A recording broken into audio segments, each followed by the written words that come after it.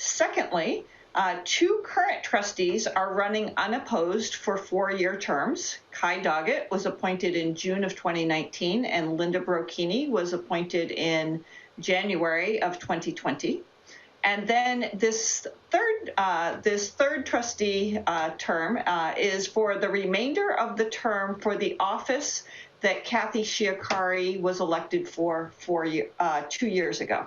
So it was the office that Linda Brocchini was appointed to in January of 2020. And then when it came time for election season, she moved to a 4-year position. And then, so this is a 2-year position, and we have 3 candidates that you'll hear from tonight. We are forever grateful for the League of Women Voters, Carolyn Belknap and Margie Gator, who will be helping run the forum tonight. I'm going to turn my camera off and just moderate the Zoom.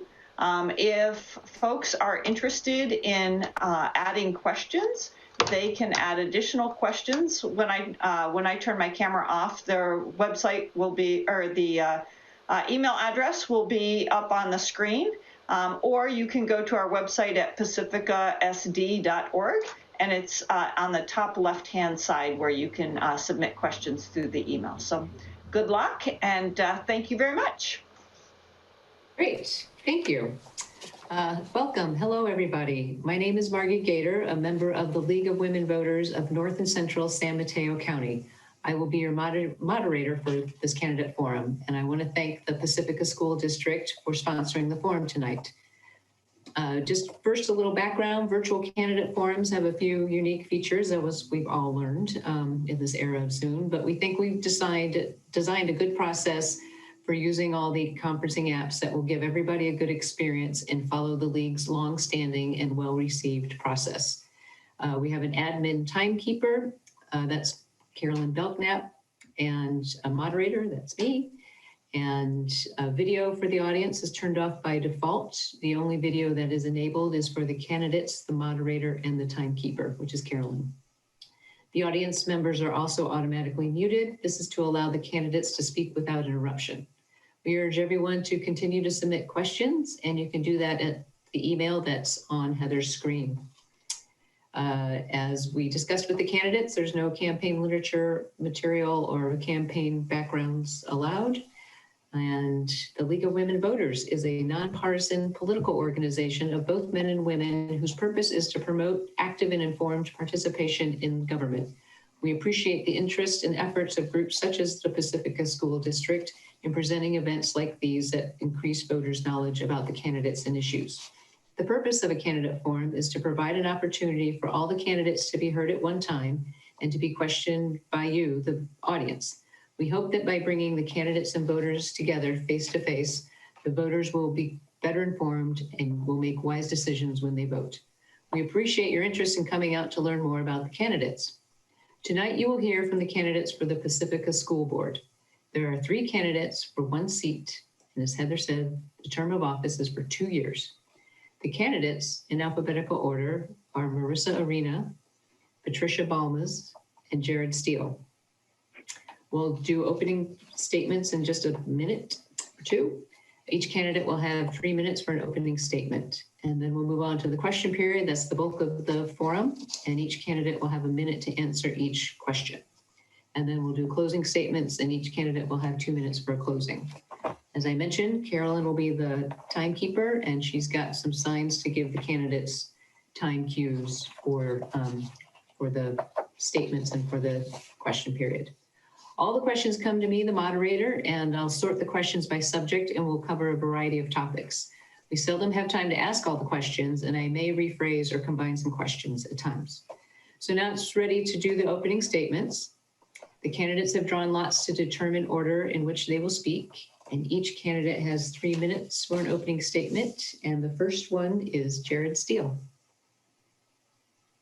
Hi, good afternoon. My name is Jared Steele, and a quick, huge thank you to the League of Women Voters for hosting this forum, especially amidst everything that's going on. I am a Pacifica born and raised, and was privileged enough to be raised by 2 educators, where I attended elementary school in the San Francisco School District, and then I continued through middle school in the Pacifica School District, as well as my high school education through the Jefferson Union District. I went away to college in Oregon and then was luckily enough to able to come back, and I started teaching myself. My first year of teaching, I was an elementary PE teacher in the San Francisco School District, and then I went back to my alma mater at Terra Nova High School in Pacifica, where I taught life science through all the grades for the past 2 years. So the reason I'm running for the board is my perspective just in general. I think both by being a student and a product of the Pacifica School District, as well as the Jefferson District, and then having then gone taught back, I've seen both the areas of strength among the Pacifica School District, as well as some areas where we can definitely improve upon. And now more than ever, I think the top priority is going to be when eventually we leave this asynchronous world of virtual learning and we come back to this face-to-face instruction, how do we deal with the fallback that is inevitably going to be there, both from the academic standpoint, but also the social and emotional standpoint for all the students. And I know there's a big push to get kids back to the classroom, but the focus really does have to remain on how do we keep everyone safe, both classified, certificated, and students alike. We all want to be face-to-face, absolutely. I can attest to that. Teaching virtually is just, it's not the same as face-to-face. And how do we do it? We first have to do it in a safe way. Thank you very much. Thank you. And our next opening statement is Patricia Balmas. Good evening. I'd like to thank everyone who has joined and the League of Women Voters for this event. I'm a bit nervous, so bear with me. I'm going to be reading my statement to ensure that I include everything. My wife and I have been part of the community for nearly 20 years with our 4 children. We have been part of Lindemar, Sunset Ridge, Ortega, Ingrid B. Lacey, and Ocean Shore school communities. My experience with the struggles and successes for each school gives me a unique perspective that I can bring to the school board. You may wonder why we've been to so many different schools. I have 2 children who have been in mainstream classrooms, and my other 2 have been in the special education program. This has led us to go from 4 kids in 4 different schools at one time, which was quite a challenge. I want to share one of my earliest experiences with you in the Pacifica School District. My eldest son was diagnosed with an auditory disability at the end of kindergarten. We were told that mainstream was too difficult for him and that he would need more support, which meant changing schools and going to Ortega. He would go into a special day program and be mainstreamed intermediately. At first, we were upset. We were scared. We didn't know what to expect. But we were lucky enough to have a wonderful group of teachers and administrators that walked us through the process. Knowing that we were going to have 2 teachers, a special education teacher and a mainstream teacher, really made me nervous. So I became more involved. We communicated daily to ensure that we were all on the same page, maintained consistency, not only in mainstream and special education, but also at home, and worked towards the same goals. He flourished under this type of teamwork and soon was fully integrated back into mainstream. This experience shaped my perspective on the power of collaboration. It taught me that parents need effective communication with our teachers and administrators to best support our children's social and emotional and educational needs. However, effective communication must go beyond school sites and into our school district and our school board. This is vital for our community. If on the school board, I will make it my focus to better facilitate effective communication and accountability. I know that we're facing many challenges now and for years to come. I will dedicate myself to I'll dedicate myself to find creative solutions and roll up my sleeves to help move us forward. Thank you. Thank you. And our final opening statement is Marissa Arena. Hi, I'm Marissa Arena. I've lived in Pacifica for about 10 years now. I have a Bachelor of Science from Northwestern for Communication Sciences and Disorders. I have a Master's in Educational Psychology and additional certification as an Orton Gillingham reading therapist from Mass General Hospital. Orton Gillingham, if you don't know, is the grandfather of the multisensory methods. So my first job, I was a 3rd grade teacher in a gifted classroom. I moved on to a learning specialist position, multiple sites, and did pull-out work with students. I also ran my own private practice and a successful reading clinic and writing clinic as well. And moved on from there to Director of Student Services for K through 8. So what I can bring to the district and to the board is a perspective of being a teacher and being an administrator, but I'm also a parent. One of my personal tenet is that I never start anything I can't finish. So when I became pregnant with my first child, over the summer, I decided not to take a job. And I was in a privileged position to be able to do that. And I realized a lot of people couldn't make that choice. I was able to do that. And I had my second son a year later. And one of my sons has special needs. So we made the family choice for me to continue to stay home with him and to work with my children. So that's what we've done. And I have to say that it's been incredibly humbling being the parent of the child that's being talked about at the table. And it was something I don't think I was prepared for. And I felt that I was very prepared for parenthood and for handling education. So it was a real learning experience for me and one that I value. And I'm proud that I was able to be here for my family. And when the email came out from Heather, Dr. Olson, looking for candidates, there was no one running. And my first instinct was, well, that's not right. Someone has to run. It wasn't really a thought. It was just almost a call to arms. Someone has to do it, and you have to get out there, because this is probably the most difficult time to join a school board. It's going to be incredibly challenging, and I'm very aware of that. But someone has to do it. And I'm just so pleased that there are 2 additional candidates that joined, because I had my name on the ballot a week later when no one was running. So it's great. I'm glad that other people feel the same way that I do, that this community is incredibly strong and has wonderful people in it. And the school is so important to the community.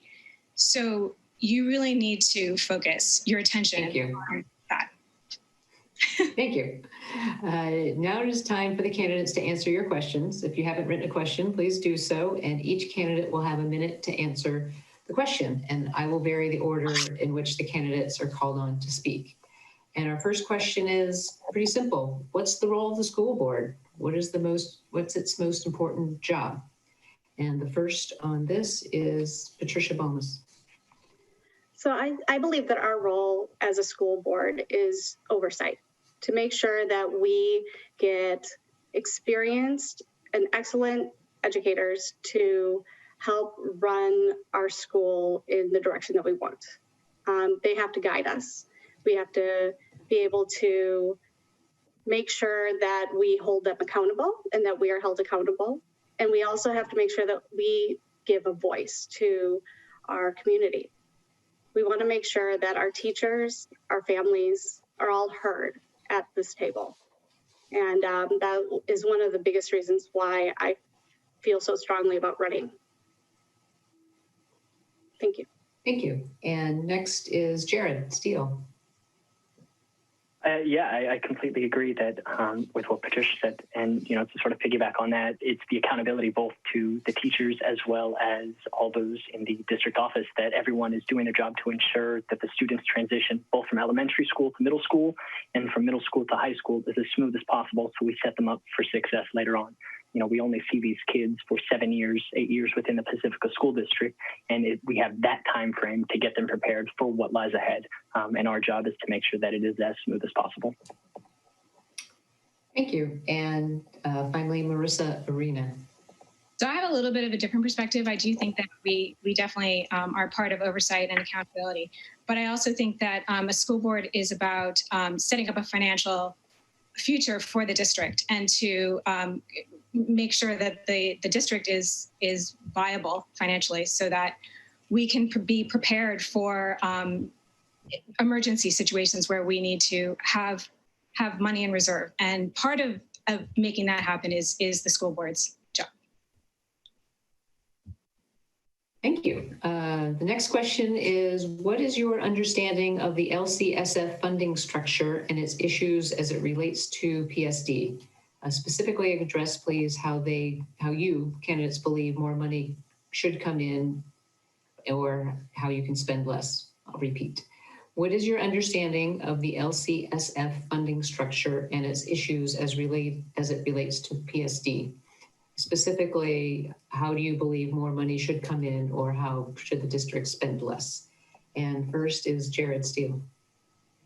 I'm going to be honest, I am not familiar with the LCSS, so I can't comment on that, and nor do I want to give you any fake information. So I'm going to pass my time off to the next candidate.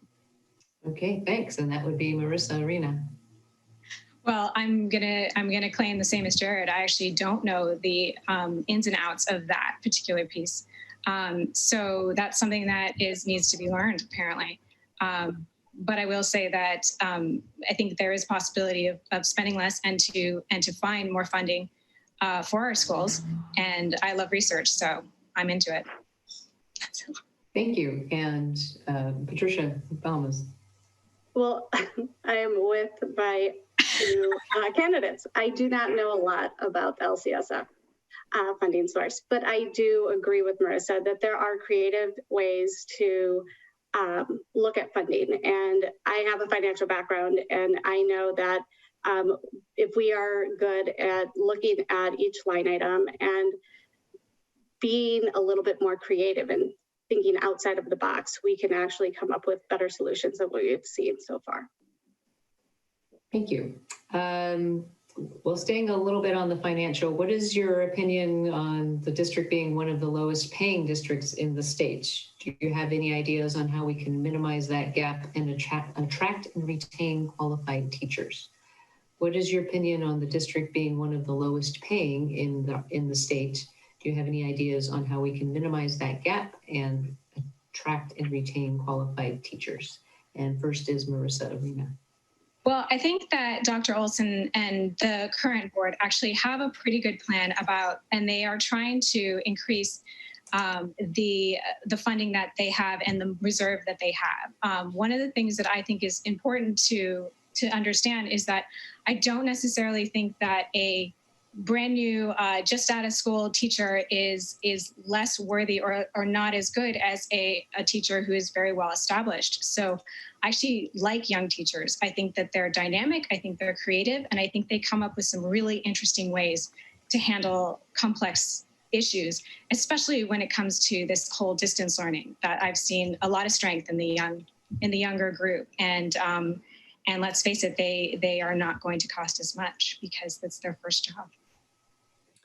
Thank you. And next is Patricia Balmas.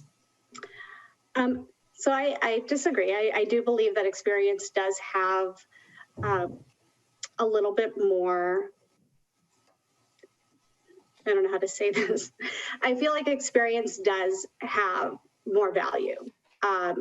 Although I do not take away the fact that they're having younger teachers is a bad thing. I think that it's great to give them an opportunity. But I do want to say that looking at trying to close the gap in our funding sources, really, we need to look at the out of the box. We have to look at out of the box ideas, which is looking at our Pacifica Education Foundation, how our PTOs are raising funds, looking at what we're asking of our families and what we're asking of our community as a whole, and seeing how we can get people to come together and find creative solutions to this. I don't think we can do that just by reducing funding and restricting. Thank you. And finally, Jared Steele. Yeah, as a first-year teacher 2 years ago, I can adequately attest to the fact that I would not be able to survive or live in the city of Pacifica or any neighboring city if it wasn't for my parents allowing me to come home for the first 2 years. It wasn't even, if you look at the pay scales, until about year 6 or 7 that maybe you could manage it in a sort of, in some sort of way. But it's the next 2 to 3 years, there's no, in my mind, sound way to raise teacher pay. It's just, there's going to be so many other things that are going to be affecting how we get back to school and really making sure that the education gets back on track to where we were March of 2020 before this all went down.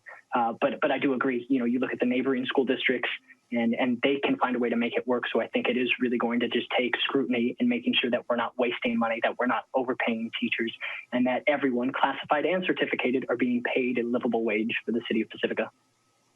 Thank you.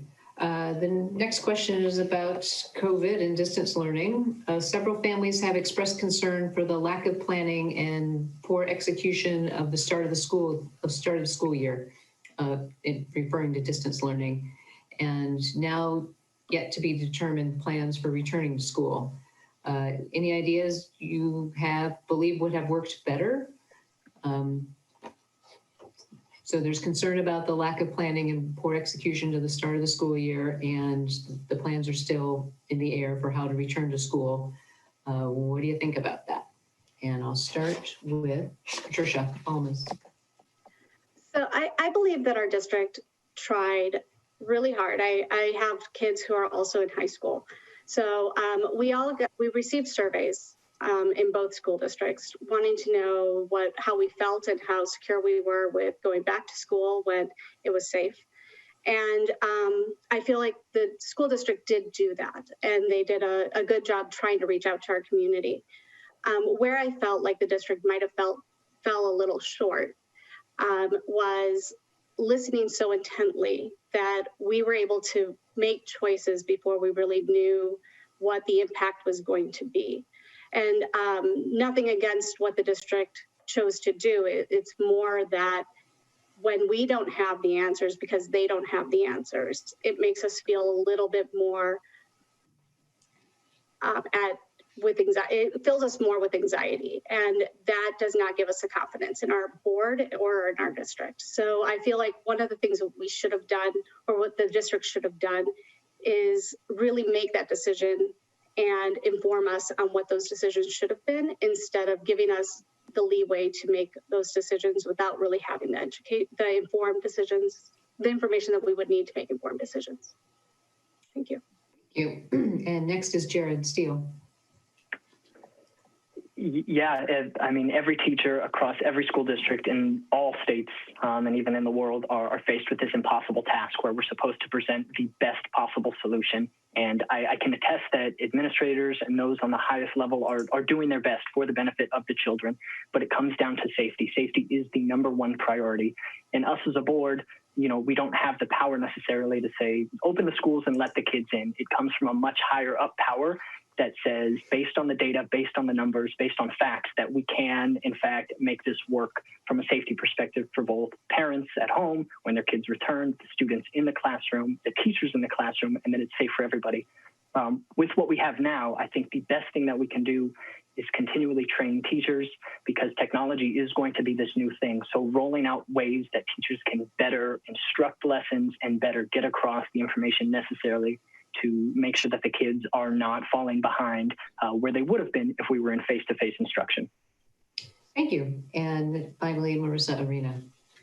So I think it was incredibly difficult. This has obviously been an extremely difficult year. And I think that, you know, I was surprised when the district took so long to decide to do the distance learning model to start with, to be honest, because it seemed fairly clear to me that there was no way that the school could open safely, and that was fairly clear over the summer.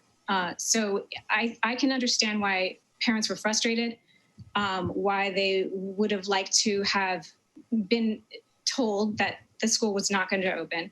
But I think that everybody wanted so much for it to be okay and for people to be the kids to be able to come back to school, that it was very difficult to make that kind of choice. And I wasn't sitting on the board, so I don't really know what was happening behind the scenes. I know for our family, I chose to switch my children into the homeschool program because I kind of had a feeling that there was it wasn't going to happen. So but I think that it would have been a good idea to have been a little more proactive and to assume sort of the worst case scenario so that there was more preparation. Thank you. Switching gears a little, in your opinion, what place do arts, theater, music, dance, visual art, What place do those arts have in K through 8 education, and how would you prioritize their inclusion in core programming? In your opinion, what place do the arts have in K through 8 education, and how would you prioritize their inclusion in core programming? And we start with Jared Steele. I was fortunate enough to take music K through 5. I was in the marching band at IBL. I continued to the marching band in high school. I was also in drama in high school. So the importance of the art goes, you know, it is who I am. And I would not be the person I am today without music as a whole, but also the teachers who were there.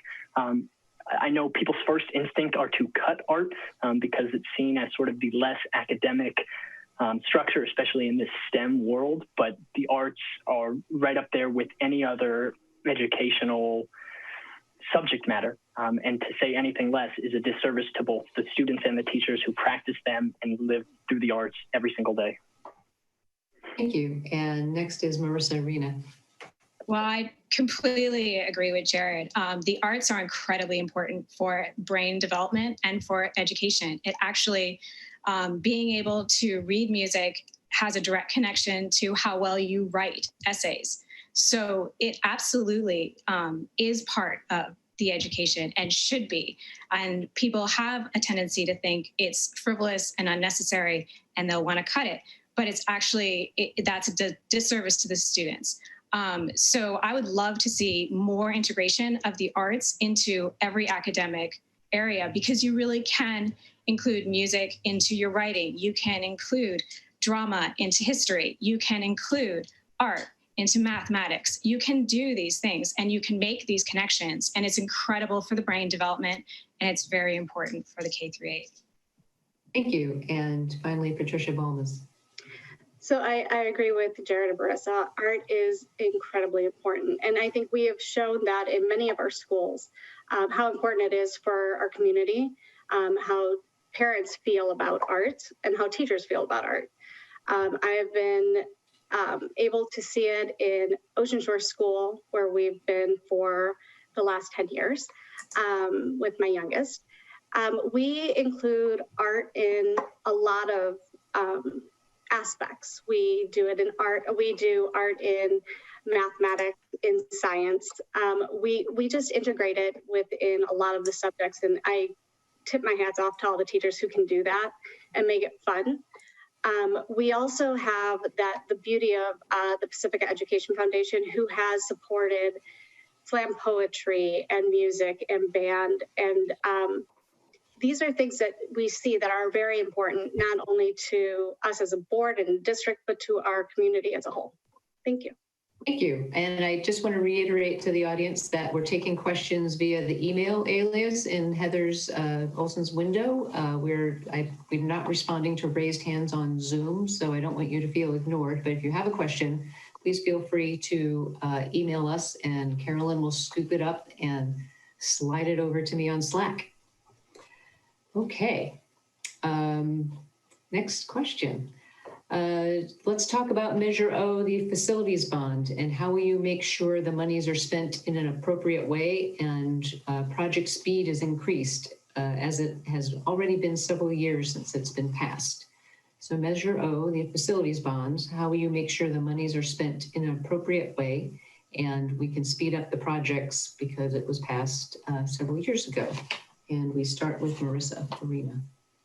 Well, from what I understand of Project O, we do have people who are doing an oversight of that. I believe we have someone hired to do that in the district. Obviously, it's really important for us to keep the facilities up to date and to make sure that they're safe for the kids. So really, it's about walking around and knowing your district and knowing the schools and prioritizing what has to get done. And there's actually quite a bit. So I know that building prices are low right now, so it is actually a good time to get in there and really dig into the schools. Thank you. And next is Patricia Balmas. So Marissa is correct. We do have somebody in Measure that is handling Measure O and having the oversight. Heather has touched on that, or Dr. Olson has touched on that. There will be a master plan that's coming out soon. And with that master plan, they do have the time, they're going to have the timelines as to how each piece of the building will happen. I think that as a board, what we can do is ask the questions if we feel that the timeline is not going to be sufficient, or if we feel like it is too slow, that will be the board's responsibility. But I think that we have to make sure that, one, we know that what the timeline is, and we make sure we understand the master plan fully, and also understand that it takes time to make these plans correctly, and that we want to do it right the first time. Great, thank you. And finally, Jared Steele. So I completely agree with both Patricia and Marissa, and I would just add to that I think a lot of the stress that comes from is what I voted on, Measure O, getting past like what's being done. It's again, this accountability both to the stakeholders in the community, right? We voted on this thing. So how do we disseminate that information out to the people in Pacifica? Do we give them updates? Are they monthly updates, bi-weekly updates, but something so it's not just, yes, you voted on this, and then they wait a prolonged period of time, and then they see the final product. That can be very stress-inducing for everybody. So rather, here's where we're at, here's where we're going next, and continual communication from both the higher-ups as well as to the people living in Pacifica, so they have some understanding. Thank you. Our next question is from a parent in the district, a parent who's been in the district for over a decade and keeps hearing the, quote, we have no money to pay teachers, no money to make improvements in school, no money for enrichments, and also says, the PTOs and PEF make up for a lot, but how about some long-term plans to fund the district? What ideas do you have to help our district get in a better financial position? So the parent is, keeps hearing, we don't have a lot of money to pay our teachers, to make improvements for enrichments, and is gratified by the PTOs and PEF making up for a lot. But what are your ideas for long-term plans to fund the district and get the district in a better financial position? And first is Patricia Balmas.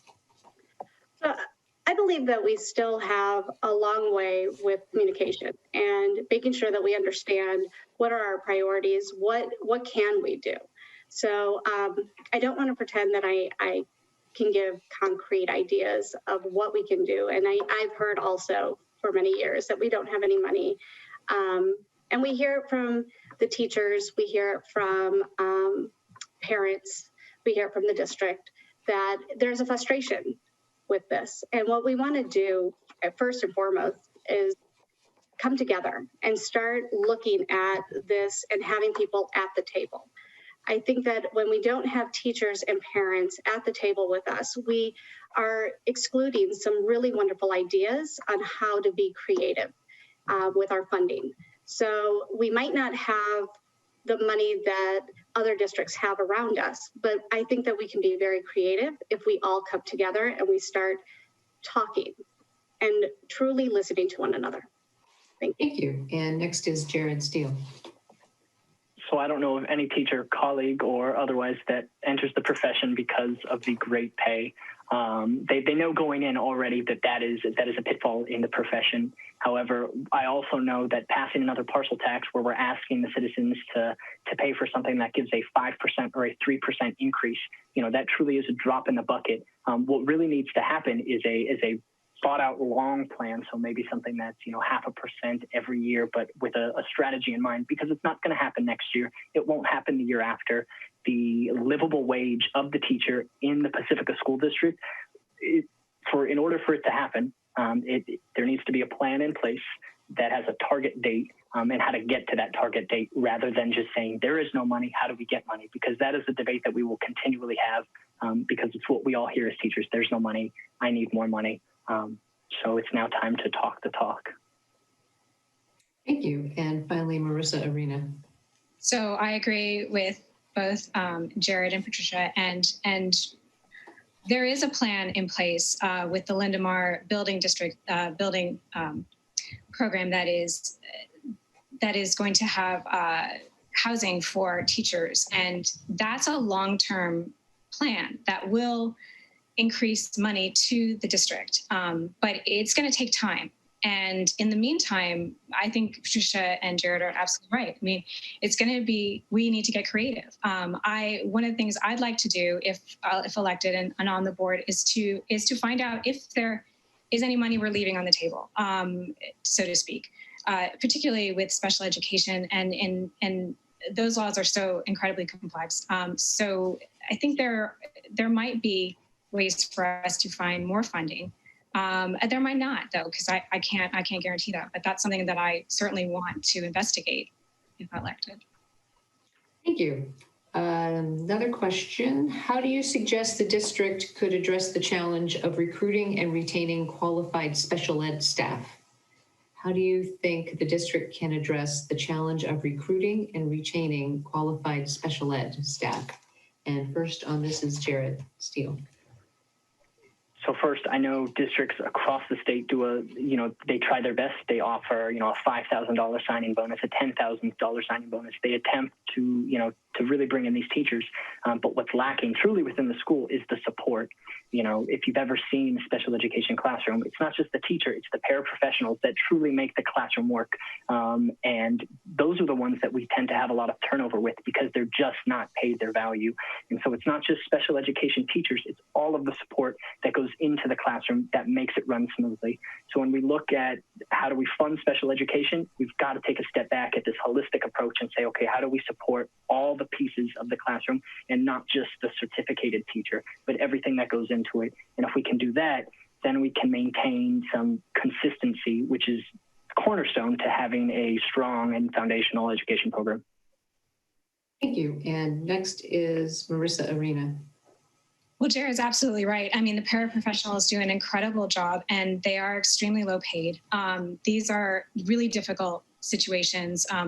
This is part of why I want to investigate if we're leaving money on the table, because there are ways to get more funding through public and through private to be able to hire more staff. Because really, I think we're missing kids, we're missing teachers, and we do need to address it. So I hope to be able to do that. Thank you. And finally, Patricia Balmas. So I believe Jared and Marissa are both right. I mean, we have to look at this in a holistic way. But again, one of the biggest things that we need to do is start listening to our staff. We need to listen to our special education teachers that we currently have, see what we can do to help better support them. I've heard from many of our special education teachers how the support is, like Jared said, very important. And that's one of the things that really makes people think about the job. It's not the pay. And we obviously have already proven the point that we cannot compete with many districts.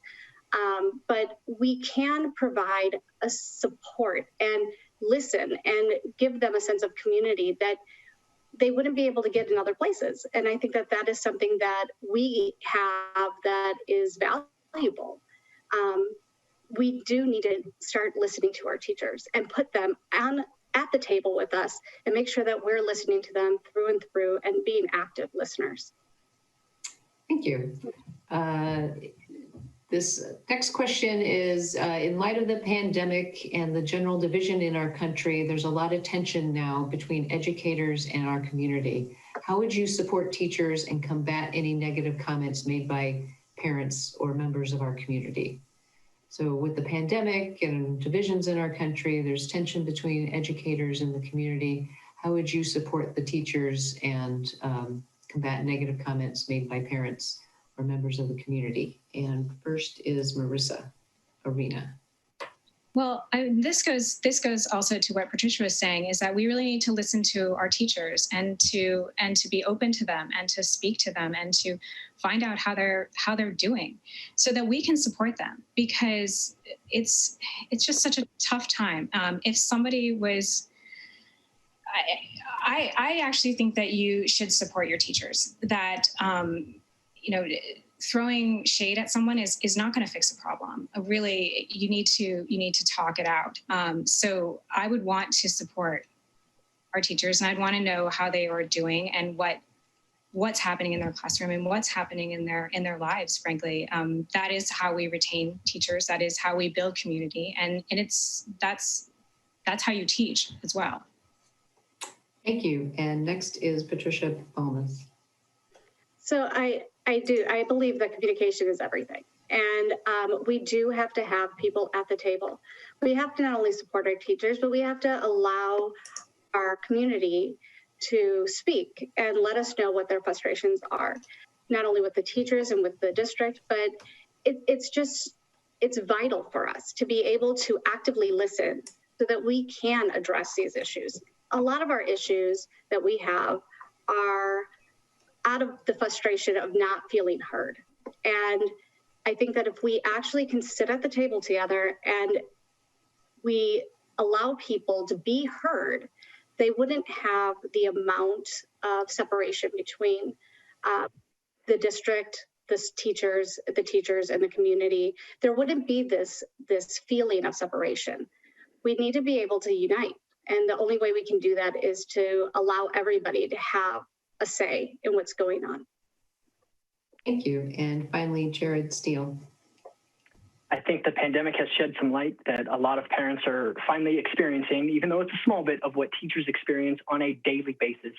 And I think that administrators in every school site need to, support the teachers and really expressing to the community how difficult the job teaching is and often how thankless that it can be. Appreciation in any job is going to make folks work harder.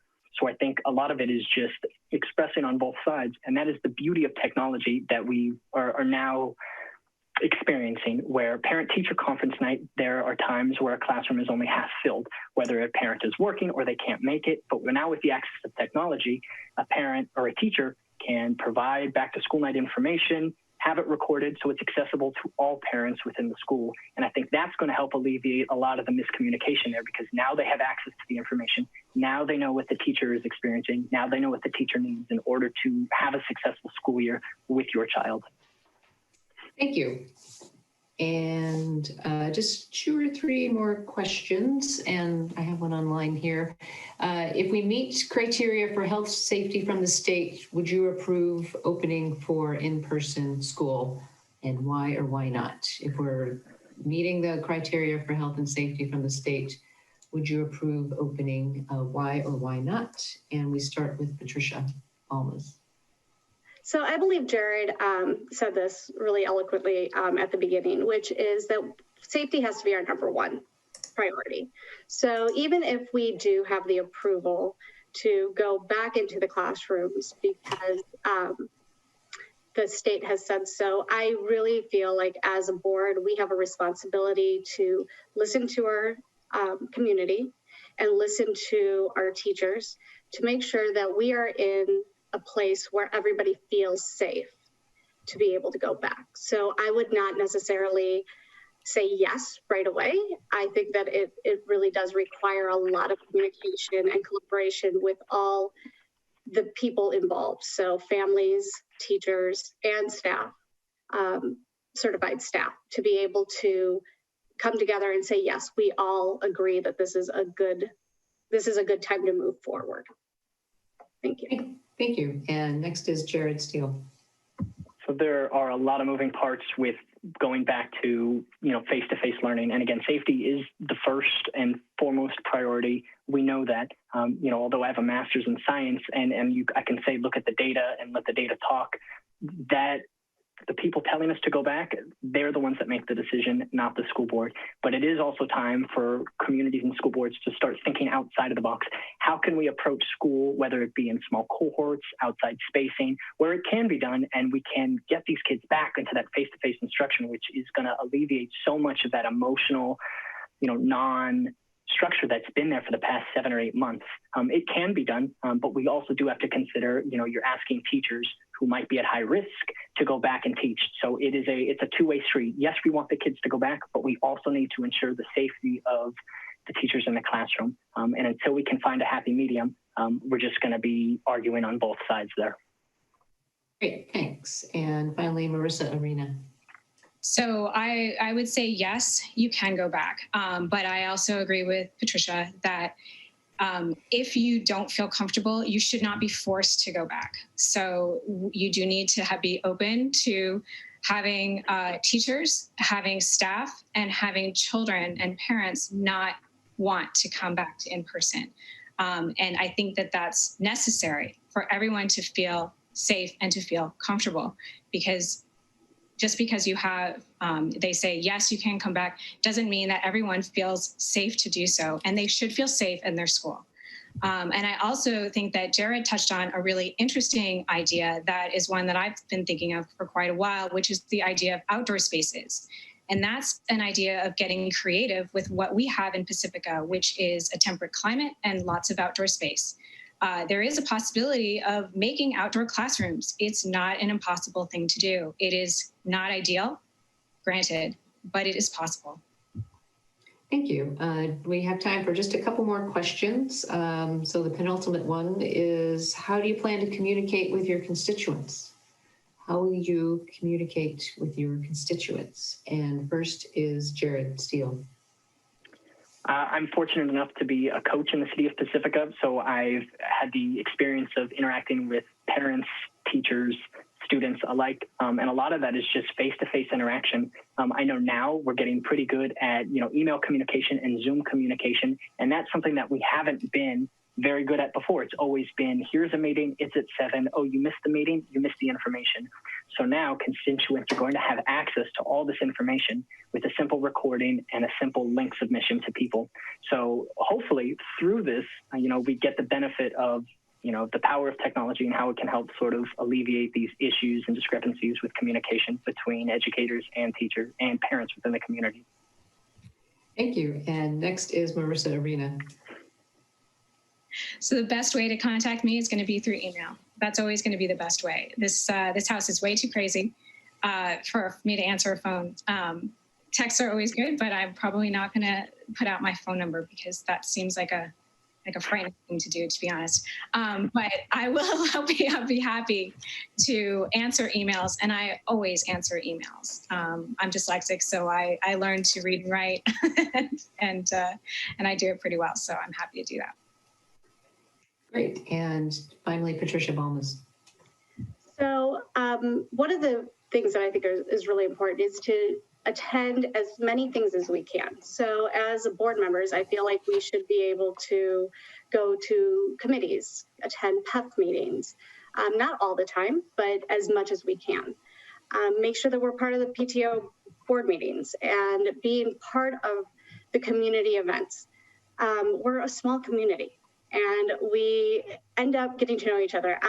With having 4 kids here, and my oldest is 23 years old now, I know a lot of people just walking down the street that I haven't seen in years, but it's like you run into them and you're like, oh, we had kids together, kids that played baseball together or different things. So we're a small community. If we leave ourselves open as board members to be contacted via email, going to different places, committees, board meetings, and just being there at the events, people will come up and feel free to talk to us. And that's what we have to do as board members. We have to let people feel that ability to come and express themselves without feeling like it would be uncomfortable or intrusive. Thank you. Okay, our last question. Remember that our first question was, what is the role of the school board, or basically what is the job of being on the school board? So my last question is, what special talent or unique qualifications would you bring to this office? What special talents or qualifications would you bring to this office? Or in other words, what is your superpower? And first is Marissa Arena. So I touched on this a little bit in my opening statement. I suppose my superpower is that I've sat on every spot of the table when you talk about education and special education. I was dyslexic. I was the child. I was a teacher. I was a special educator, and I was an administrator. And then I'm a parent of a child with special needs. So I've been all over this group. That's the perspective that I bring, which is a very broad perspective. And I try to think about every single one of those positions when I make a decision. And that's what I would do on the school board. Thank you. And next is Patricia Balmas. What is your superpower? So I am an active listener. I love to collaborate. I have been working in research and in financial data analysis for a very long time, where I work with program managers and different people up in administration and other people who are underneath me. And one thing I feel like I can bring is the ability to collaborate with others. I've done it in volunteer work as a PTO treasurer, and right now I'm currently a co-president for the PTO for Ocean Shore.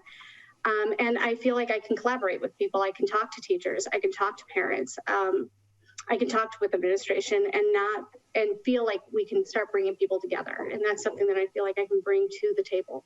That and my financial background. Thank you. And finally, Jared Steele, what is your superpower? Wow. I guess my superpower would be my youth and the freshness that I have from leaving the classroom at Terra Nova High School. For the firsthand experience where I can pinpoint exactly the deficiencies that some of these eighth graders are entering high school with. And if we backtrack enough, if we go downstream further enough, can we fix these issues, which is going to make their experience in high school that much better? And then down the line, their experience is going to be that much more rewarding, whether it's trade or university or just heading out into the job sector. So how do we bridge the gap? And I think just from coming off of my coaching and teaching gig at Terra Nova High School, I think I'll be great at bridging the gap and bringing new perspectives to the board. Great, thank you. That's it for the questions. So now we're ready to move on to the closing statements so that we can adjourn on time. The closing statements are in the reverse order from the opening statements. And our first one is Marissa Arena. So I want to thank everybody for being here and for listening to us. I want to thank the other candidates. It's wonderful to hear your thoughts and your opinions. I think everybody has something valuable to bring to the table. I love to collaborate. I love to problem solve. I'm interested, I'm open, I'm available, and I'm ready to serve. So that's about all I have to say. Thank you. You caught me off guard. Next is Patricia Balmas. Okay, so my experience as a parent with children of diverse needs gives me a unique perspective. Most importantly, I can see how the dedication of our teachers and administrators can go so far beyond just looking at barriers like language and learning differences, but looking at the child holistically and making sure they are set up for success. I have seen how collaboration can open communication between teachers, administration, and parents can drastically improve the emotional and educational needs for our children. I am dedicated to actively listen with our community, to better understand what is important to them, to look at things creatively like teacher recruitment and retention, diverse representation in our district, increased family engagement, and innovative financial strategies. I truly believe that collaboration, excellent communication, and accountability are the foundational pieces that create a positive and successful district. I will work diligently to brighten our path towards these. And I have no problems pulling up my sleeves and getting down to work. So if you vote for me, I will definitely be there to move us towards our common goal, which is giving our children a brighter future. Thank you. Thank you. And finally, Jared Steele. So I love and appreciate my parents. I appreciate all parents of all students, but I think not being a parent on my end is going to give me a very neutral outlook. There's no bias of one way or the other, which tends to happen, right? When something happens, good or bad, to your child in a school district, it sways the way you view the system as it working positively or it working negatively. So that neutrality is beneficial for me as I can truly, take a step back and objectively look at the success or, lack of in the school system. I think there needs to be a push to a more innovative style of educating children. For so many years, we've tried this sort of remote memorization. Here's this information. Let me regurgitate it to you. Here's a quiz. I need you to regurgitate it back to me. You got an A, you got a C, you're smart, you're not. And so it's been that way for so long. And to sort of break the wheel of monotony, the way that it's been done, like it's time to sort of focus on a new way that we can teach and educate the children, especially in Pacifica. You know, being a product of both of these school districts, I know just how great they are, and the teachers that have impacted my lives, and even still today that I've had the pleasure of working with as colleagues. There's so much positivity in the school district, and if we can just start to nitpick away at the things that are maybe not working as well, I think Pacifica School District has the chance to be truly something special. Fabulous, thank you. As we close, I'll turn the meeting over to Carolyn, or at least this part of the meeting. She's got a few slides to share about voting. So, there we go. Okay. By now, many of you may have already voted. But if you haven't, you have choices. You can mail your ballot in the postage paid envelope, use a county drop box, or visit a vote center. And at the website listed here, smcacre.org/elections, you can find more information. Specific to Pacifica, there is a county drop box at City Hall at 170 Santa Maria Avenue that's available now. There will be nearby vote centers starting on October 31st, 9 a.m. to 5 p.m. October 31st through November 2nd, and 7 a.m. to 8 p.m. on November 3rd. And there are 3 locations for that: St. Peter Parish, City Council Chambers, and Skyline College. And for more information, giving you some websites here that you can check on. There's a lot to contemplate in this election, and everybody will hopefully feel comfortable getting out to vote. Thank you. And finally, Carolyn's showing a slide, but I'll speak to, I also just want to reiterate, don't forget to sign your ballot envelope. Whatever you do, don't forget to sign your ballot envelope. That's very, very important. And also at the vote centers, you can turn in your ballot if you've made a mistake. You can get a ballot in another language. It's, you know, full service, staffed. So if you need anything, you know, definitely check out the vote centers. We had a pop-up one at the airport over the weekend here in Half Moon Bay. It was great. So you may get one in Pacifica between now and the time you have your actual vote centers. But finally, the League of Women Voters is a nonpartisan political organization, and the membership is open to both men and women of voting age. So join us if you had fun this evening.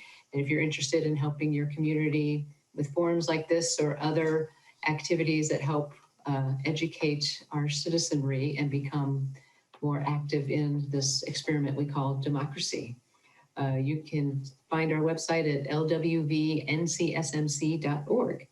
But finally, in conclusion, I really want to thank the candidates for running. It takes a lot to put yourself out there. I think you are all first-time candidates, and you did an outstanding job. But really, it's not an easy thing, and we really want to thank you for taking the time to put yourself out there and run for Pacifica School Board. So thanks, everybody. Thank you. Thank you. Well done.